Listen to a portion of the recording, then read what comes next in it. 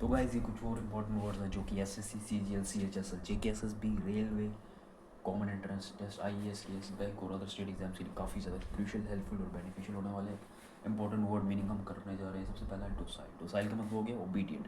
अगर आप किसी चीज़ को लेकर ओबीडियंट है, किसी के प्रति ओबीडियंट है, तो आप बोलेंगे he is a docile child, he is a docile student, he is a docile teacher, he is a docile businessman, he is a docile man, he is a docile women.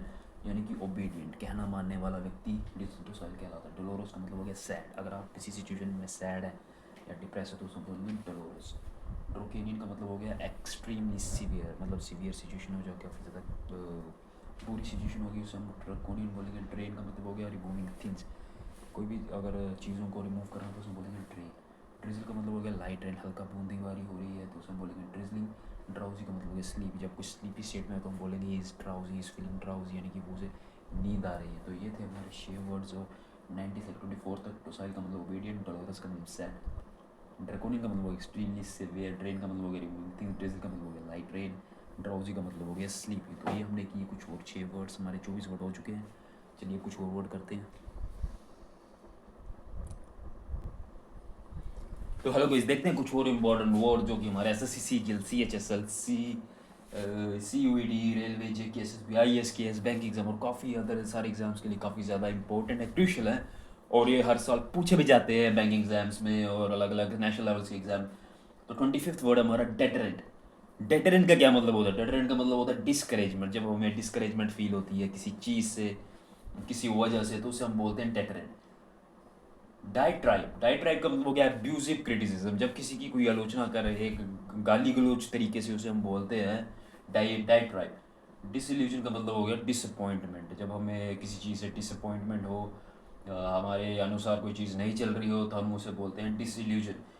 Dish डिस्पैरेगमेंट, डिस्पैरेगमेंट का मतलब हो गया insult करना। किसी किसी की अगर हम इंसल्ट करें तो उसे हम बोलते हैं डिस्पैरेगमेंट। डिसइंटरेस्टेड मतलब इम्पार्शियल, डिसइंटरेस्टेड का मतलब हो गया इम्पार्शियल, जो मतलब पार्शियल तरीके से चीज़ों का बंटवारा या चीज़ों का सौदा ना करे, इम्पार्शियल तरीके से चीज़ों को बांटे, वो से हम बोलते हैं डिसइंटरेस्टेड। डिस्पेंस का मतलब हो गया गेट रिड ऑफ, किसी चीज़ से छुटकारा पा लेना, यानी कि डिस्पेंस कर देना।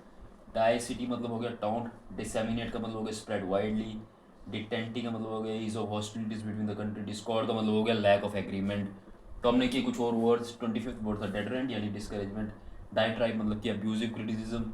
डिसइल्यूजन मतलब डिसअपॉइंटमेंट। डिस्पैरेगमेंट मतलब इंसल्ट। डिसइंटरेस्टेड हो गया इम्पार्शियल। डिस्पेंस का मतलब हो गया गेट रिड ऑफ। और डायसिटी का मतलब हो गया टोंट करना, किसी चीज़ को मतलब ताना मारना, डायसिटी। डिसेमिनेट का मतलब हो गया स्प्रेड वाइडली, कोई भी चीज़ जो काफ़ी दूर तरीके दूरदाज के एरिया में स्प्रेड हो जाए, उसे हम बोलते हैं डिसेमिनेट। डिटेंटी का मतलब हो गया easing of hostilities between the two countries. Detente मतलब अगर किसी दो देशों में वॉर चल रहा है, या कि मतलब कोई ट्रेड वॉर चल रहा है, या इम्बैलेंस है वहाँ पर रिलेशंस को लेकर, और अगर बैलेंस हो जाता है, मतलब हॉस्टिलिटीज़ की थोड़ी कमी हो जाती है, फ्रेंडली रिलेशन स्टार्ट हो जाता है, तो उसे हम बोलते हैं detente. There is detente between two countries. Discord का मतलब हो गया लैक ऑफ एग्रीमेंट। अगर हम किसी चीज़ से एग्री नहीं कर रहे हैं, दो जुटों के बीच या दो लोगों के बीच अगर डिसएग्रीमेंट हो रही है किसी भी चीज़ को लेकर, किसी भी कोई एक पर्टिकुलर टॉपिक को लेकर डिसएग्रीमेंट हो रही है, अगर वो बोले कि हाँ भाई मुझे ये पसंद नहीं है, दूसरा बोले मुझे ये पसंद नहीं है, तो फिर हम डिस्कॉर्ड बोलेंगे। मतलब कि there is a discord going on between the two teammates, two soulmates, two parties, two leaders, या two students, two women, two man, कोई भी दो जुटों के बीच में, यानी कि एक से ज़्यादा पर्सन होने चाहिए तभी हम एग्रीमेंट करेंगे ना। एक के साथ तो एग्रीमेंट होगी नहीं। डिस्कॉर्ड मतलब lack of agreement. Lack of agreement किन दो, किसी दो पर्टिकुलर पर्सन या किसी दो पर्टिकुलर ब्रांच के ऊपर होनी चाहिए ना डिस्कॉर्ड, तो इसलिए डिस्कॉर्ड को मतलब लैक ऑफ एग्रीमेंट। तो ये थे हमारे कुछ और इम्पोर्टेंट वर्ड्स। तो आई होप आपको ये क्लियर होंगे। क्लियर अगर नहीं है तो कमेंट करिए, फिर मैं फिर से समझाऊंगा आपको। लेकिन इसको आपका स्क्रीनशॉट लेकर आपको इसको बार बार रिवाइज करना पड़ेगा। आपने नोटबुक या स्क्राइब बुक या फिर आपने जहाँ पे नोट्स बनाए उसे लिख कर सुबह कर की रिवीजन करनी पड़ेगी, तभी आपको ये वर्ड्स याद होंगे।